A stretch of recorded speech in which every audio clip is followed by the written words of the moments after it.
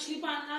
Kerala, Maharashtra, Gujarat and Tamil Nadu are the principal state in India where fisheries is an important source of livelihood in rural area. तो कहाँ का मछली पालने वाला काम किया जाता है? केरल, महाराष्ट्र। यहाँ पर क्यों किया जाता है? क्योंकि यहाँ पे समुद्र के किनारे, या आप बोल सकते हैं बीचेस वगैरह बहुत ज्यादा होते हैं, और जहाँ समुद्र के किनारे वगैरह होंगे वहाँ मेन जो ऑक्यूपेशन या बिजनेस रहेगा वो क्या रहेगा? ये जो सी फूड या सी एनिमल्स वगैरह है उनका बिजनेस रहेगा। So Kerala, Maharashtra, Gujarat, Tamil Nadu are the principal source of employment of fisheries in rural area. The fishing community in India depends almost equally on inland sources and marine sources. और fishing community depends on inland sources and marine sources. So inland sources means it includes river, lakes, ponds, stream, while marine sources include sea and oceans. मतलब जहाँ आपको खारा पानी या नमक का पानी मिलता है वो मैराइन सोर्सेस हो जाते हैं, एंड जो रिवर्स, लेक्स, बाकी सारे हैं वो आपके क्या हो जाएंगे? Inland sources. Together these sources and inland and marine sources जब दोनों मिल जाते हैं तो इसे क्या कहा जाता है? Water body, which are regarded as provider by the fishing community. But fishing community continues to be as one of the most backward community in the country. पर आज भी हमारी फिशिंग कम्युनिटी, जो लोग ये मछली वगैरह का बिजनेस करते हैं, वो एक बैकवर्ड कम्युनिटी के नाम से जाना जाता है। बैकवर्ड कम्युनिटी है क्यों? क्योंकि क्रेडिट नहीं होता उनके पास, उन्हें लोन्स प्रोवाइड नहीं होते, उन्हें ज्यादा लोग जानते ही नहीं है, उनको एक तरह से वो अपग्रेड नहीं है, उनके पास टेक्निक्स नहीं है, टेक्नोलॉजी नहीं है किस तरह से फिश रेयरिंग वगैरह का काम किया जाए। तो हम इनको प्रॉब्लम को सॉल्व कर सकते हैं। Provide credit facility, micro financing, through micro financing मतलब छोटा छोटा फाइनेंस या लोन दिया जाए, through self help groups, and fishery technology भी अपग्रेडेड और टेक्निक्स को अपग्रेड किया जाए। Clear? Number 3, horticulture. Horticulture is another important source of employment in rural area. It is more like diversification of crop production rather than a source of employment different from crop farming. It includes fruits, vegetables, flowers, besides several others like medicinal plants, etc. So it includes fruits, vegetables, flowers, etc. Over time, there has been a substantial increase in area under horticulture. India is second largest producer of fruits and vegetables in the world. और India fruits के मामले में क्या है? Second largest producer of fruits and vegetables in the world. We are emerging as a leading producer of, और हम सबसे ज्यादा हमारी कंट्री से क्या किया जाता है? Mango, banana, coconuts, cashewnuts means काजू, and a variety of spices और डिफरेंट वेराइटीज ऑफ स्पाइसेस और मसाले. So we are leading producer of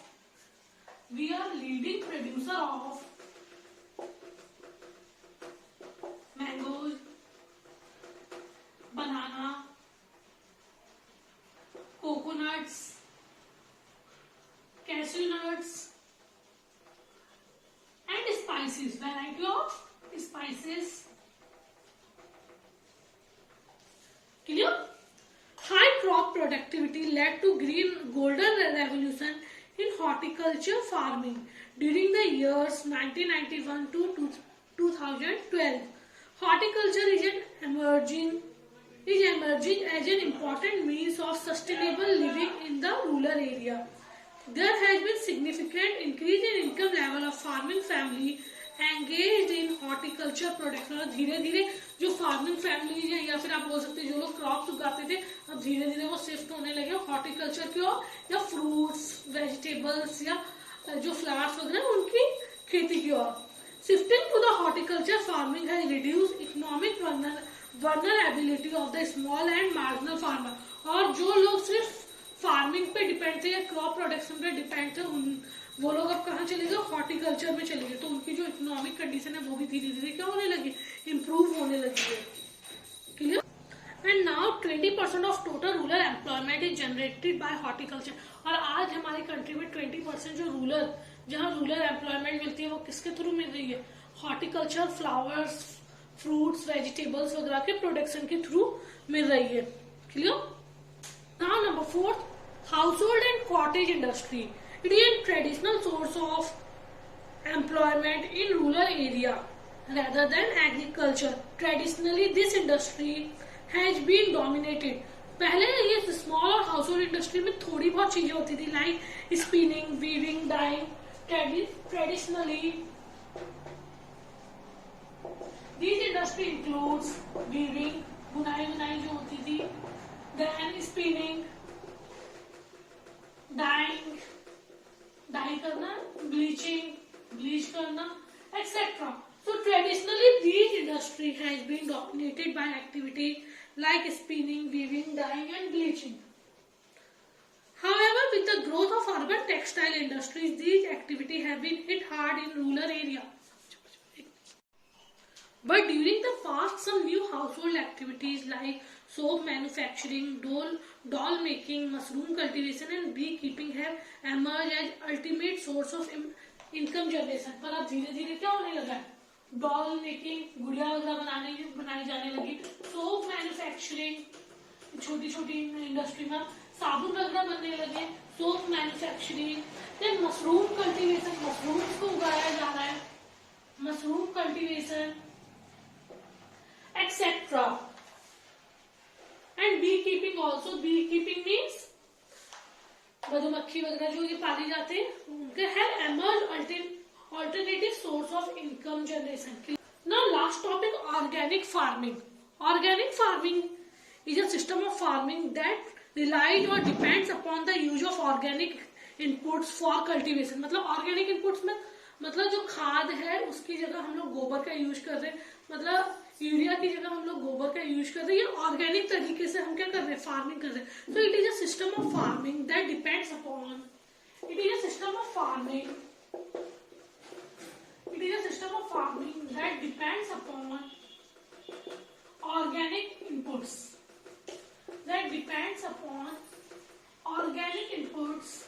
Means natural inputs. गोबर का यूज करना, पत्तों का यूज करना खाद वाद के लिए।